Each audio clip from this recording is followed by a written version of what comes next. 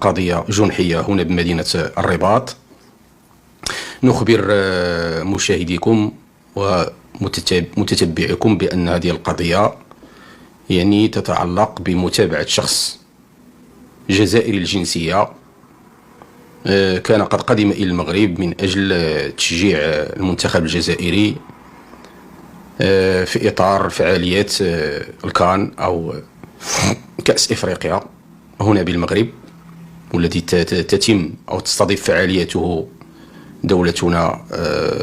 بكل حنكة وبكل كفاءة. هذا الجزائري يعني قام بأفعال اعتبرتها النيابة العامة أفعال مجرمة قانونا وفقا للقانون المغربي، القانون الجنائي المغربي، وفعلا يعني تم تقديمه أمام السيد وكيل الملك هنا بابتدائية الرباط، الذي قرر متابعته وفق القانون الجنائي المغربي، وتحديدا مقتضيات المواد 483 من القانون الجنائي التي تنص على معاقبة الفعل المتمثل في الإخلال العلني بالحياء. وأيضا تابعه بمقتضيات المادة 308.5 من القانون 09/09 المتعلق بالتظاهرات الرياضية أو بالأفعال الإجرامية المتمثلة في العنف أثناء المباريات الرياضية أو أثناء انعقاد، بالتحديد انعقاد المباريات الرياضية أو بسببها. وبالتالي فالاستنطاق ديالو أمام السيد وكيل الملك أسفر عن تأكيده الأفعال المنسوبة إليه والتي صرح بها أمام الضابطة القضائية، بحيث صرح في محضر رسمي أمام السيد وكيل الملك حسب ما بلغني على أنه صرح بأنه بالفعل يعترف بالأفعال التي أقر بها أمام الضابطة القضائية، وصرح بالحرف على أن السب والقذف كان يوجهه للجمهور أو الأشخاص سواء كانوا مغاربة أو من جنسية أخرى. وبالتالي السيد وكيل الملك المحترم هنا بابتدائية الرباط قرر إيداعه رهن الاعتقال الاحتياطي وإيداعه بالتحديد في سجل عرجة جوج. وتأخر الملف بعد أن تم عرضه على المحاكمة بالجلسة المنعقدة بالأمس 12/1. تقرر تأخير الملف إلى غاية يوم الاثنين المقبل، وذلك من أجل محاكمته وفق الأفعال المنسوبة إليه والتي تؤطرها كما صرحت آنفا المواد 483 إخلال العلني بالحياء. وربما هذا التكييف جاء انطلاقا من الوقائع المنسوبة إليه حينما قام بفعل ربما يدخل في إطار الإخلال العلني بالحياء، وذلك من خلال الإشارات البذيئة والقيام بأفعال تدخل في إطار فعل يدخل في إطار الإخلال العلني بالحياء. وهذا ما اتضح من خلال المنشور أو من خلال الفيديو الذي نشره على مواقع التواصل الاجتماعي. أما الفعل الآخر المجرم المتابع به فهو يتمثل في الفقرة الثانية من المادة 308.5 من القانون كما أشرت 09/09 المتعلق بالملتقيات الرياضية أو بمناسبة أثناء انعقادها أو بمناسبة انعقادها، وهو غير متابع بالفقرة الأولى من هذه المادة التي تتعلق بنشر خطاب التمييز والكراهية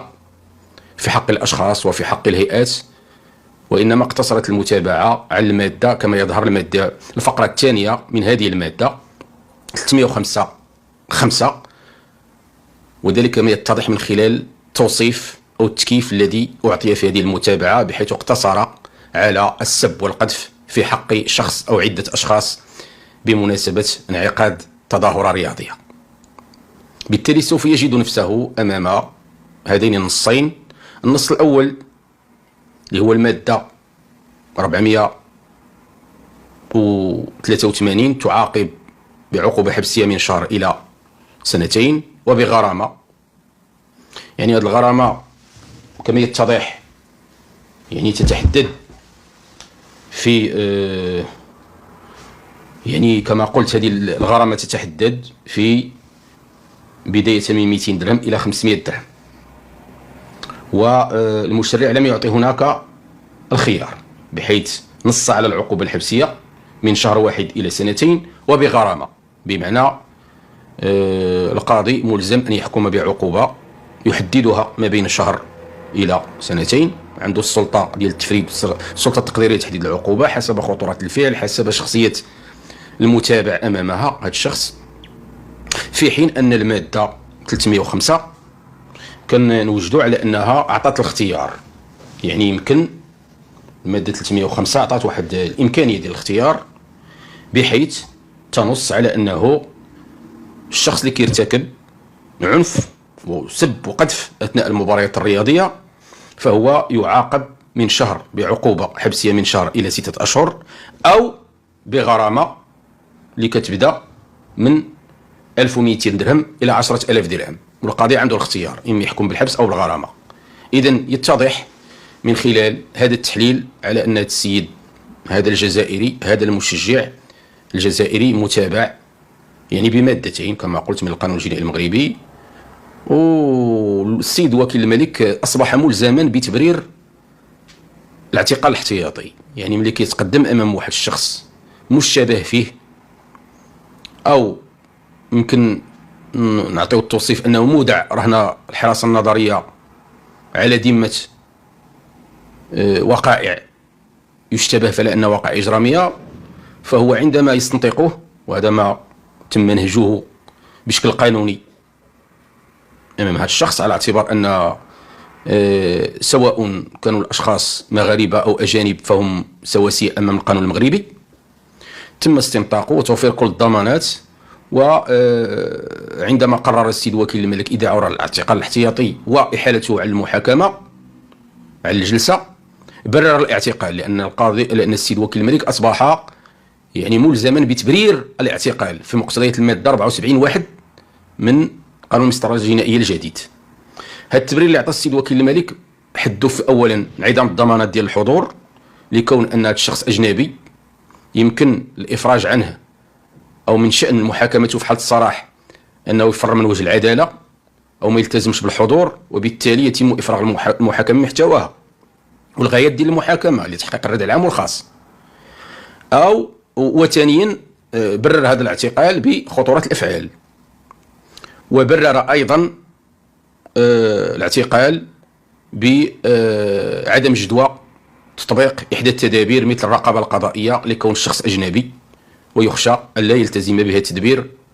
وبالتالي يعني تصبح التدابير المتخذة في حقه عديمة الجدوى. ولذلك